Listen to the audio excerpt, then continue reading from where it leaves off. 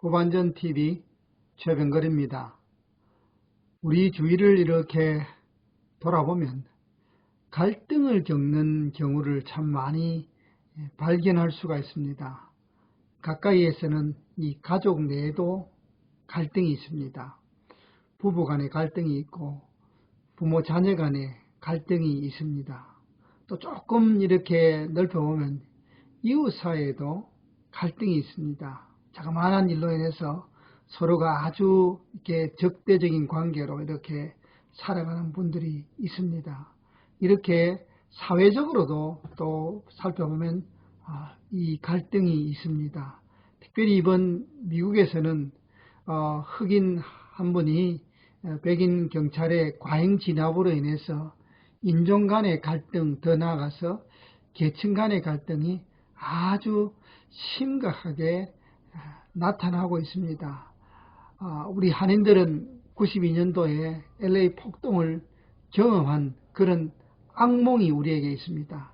그러다 보니까 이런 미국 내에서 이렇게 인종 간의 갈등이 생길 때 다른 민족은 전 잘 모르겠습니다만은 가장 많이 긴장하는 민족이 바로 92년도에 피해를 받은 우리 한인일 수밖에 없습니다. 어느 지역은 보니까 또 한인 몇몇 이렇게 가게가 또 이렇게 털리는 그런 안타까운 소식이 들립니다. 제가 살고 있는 워싱턴 주에도 어저께는 시애틀에서 이렇게 집회가 데모가 있었고, 오늘은 제가 살고 있는 페드로의 지역에서 조금 있으면 또 데모를 시작한다는 그런 소식이 들려오고 있습니다. 이런 갈등들 이렇게 보면은 참 안타깝습니다. 그렇게 당하는 쪽이나 또 이것을 강제로 진압해야 하는 쪽이나 보면 이 똑같이 평소에 잘 지내다가 이런 일이 생겨나면 완전 정반대 입장에서 서서 또 서로를 향해서 이렇게 어떤 과격한 행동들, 심지어 어떤 그 폭력적인 행동까지도 서슴지 않고 해야 되는 그런 일들이 일어나고 있습니다. 갈등은 없을 수가 없습니다. 왜냐하면 이 세상은 공평한 세상이 아니기 때문에 그렇습니다. 아무리 민주주의가 발전하고 아무리 투명한 사회라고 해도 여전히 갈등은 존재할 수밖에 없다는 겁니다. 특별히 이 미국이라는 나라는 여러 민족이, 다양한 민족이 함께 어우러져 살고 있기 때문에 평소에는 서로가 잘 지내다가 어떤 특정한 이슈가 이렇게 발생하면 완전히 달라진다는 사실입니다. 인종 간에서도 이것을 바라보는 어떤 그 관점이 달라질 뿐 아니라 사회적인 계층, 즉 삶의 질에 따라서도 이 현상을 바라보는 그러한 관점이 달라지고 정말 오늘의 친구가 내일의 적이 될 수 있는 그런 살벌한 관계가 바로 이 갈등 구조입니다. 여러분, 이 갈등 구조는 인간이 사는 세상에서 없앨 수는 없습니다. 어느 사회, 어느 단체, 어떤 관계에도 갈등은 존재할 수밖에 없다는 겁니다. 작은 갈등으로부터 시작해서 나라와 민족의 갈등까지 크게 그렇게 갈등은 여전히 존재합니다. 그러나 그 갈등을 이렇게 가만히 보면은 해결책이 보이는데 그 해결책이 뭐냐면 갈등의 원인을 제대로 짚어내는 것이라는 사실입니다. 왜 이런 일들이 시작되는지 그 갈등의 원인을 짚어보면은 거기서부터 갈등을 해결할 수 있는 길이 열린다는 겁니다. 근데 대부분 보면 이 갈등의 원인은 제쳐놓고 그 갈등 구조를 점점 자기 편 아니면 자기 어떤 유익을 위해서 이용하는 사람들이 참 많다는 겁니다. 안타깝게도. 갈등을 겪은 사람들은 따로 있는데 실질적으로 이것을 이용하는 사람들은 또 따로 있다는 겁니다. 그것은 아마 이 미국뿐 아니라 전 세계적으로 공통적인 것 같습니다. 정말로 갈등을 당한 그 사람과 어떤 것들을 해결하려고 하진 않고 그것을 정파적으로 이용하려고 하는 모습이 굉장히 많다는 사실입니다. 지금 여러분, 갈등은 백인과 흑인 사이에서 일어섰는데 애매하게 왜 92년도에 보니까 한인타운은 왜 불을 다 태우냐 말입니다. 한국 사람이 흑인을 때렸습니까? 한국 사람이 흑인 강도짓을 했습니까? 전혀 그렇지 않은데 분풀이 대상을 또 약한 이민자 가운데 한 사람인 또 한 그 민족인 한민족을 향해서 92년도는 그렇게 했고, 지금도 아마 이 불똥이 정말 진짜 그 향해야 될 곳을 향하지 않고 엉뚱한 곳으로 튈까 사실은 조금 염려가 되는 부분도 있습니다. 자, 이런 갈등, 큰 갈등은 나라에서 해결해야 되지만은 우리 주위에서 일어나는 사소한 갈등은 도대체 어떻게 해결해야 되냐? 그러면 예수를 믿는 그리스도인들은 이 갈등 구조를 어떻게 해결하는 것이 주님이 원하시는 길인지를 우리가 한번 살펴보아야 된다는 겁니다. 주님도 많은 갈등을 겪으셨습니다. 그 당시에 종교 지도자들 또 제자들과 심지어 어떤 같이 있던 사람들과의 갈등 구조가 굉장히 많았습니다. 그러나 주님의 그 갈등 해결 방법은 십자가라는 겁니다. 십자가의 정신으로 이 갈등 구조를 해결하셨다는 겁니다. 이게 굉장히 어려운 부분입니다.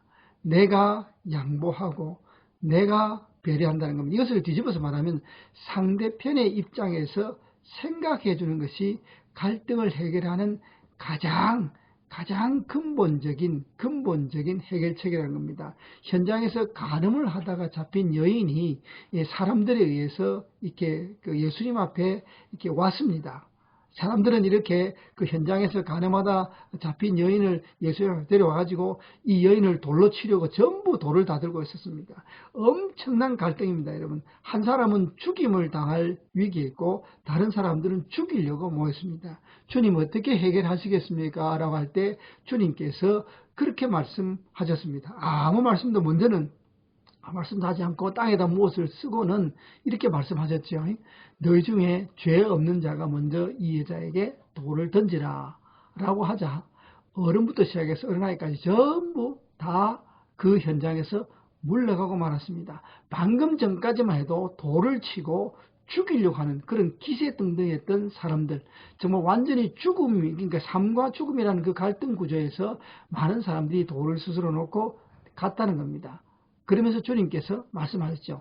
나도 너를 정죄하지 않았냐 아니하니 다시는 가서 죄짓지 말라라고 주님께서 말씀하셨습니다. 이것이 주님의 갈등을 해결하는 방법이라는 사실입니다. 여러분, 오늘날 이 시대도 마찬가지입니다. 여러분, 끊임없는 갈등들이 우리 주위에 둘려 있고 또 언제 이런 갈등들이 일어날지 모릅니다. 그러나 그럴 때마다 우리는 항상 생각해야 될 것이 상대편의 입장에서 생각하고 상대편을 배려하는 마음이라는 겁니다. 이해하는 마음이라는 것입니다. 그렇게 할 때 비로소 갈등은 그 근본부터 해결되어진다는 겁니다. 눈에 보이는 부분만 해결하려고 해서는 절대로 갈등이 해결될 수가 없다는 겁니다. 잠시 어떤 그 정부의 힘이나 강압적인 힘에 의해서 잠시 수그러드는 것처럼 보일지 몰라도 그 갈등의 뿌리는, 갈등의 불씨는 언제든지 그 민족들 사이에 남아있을 수 있다는 사실을 우리가 기억했으면 좋겠습니다.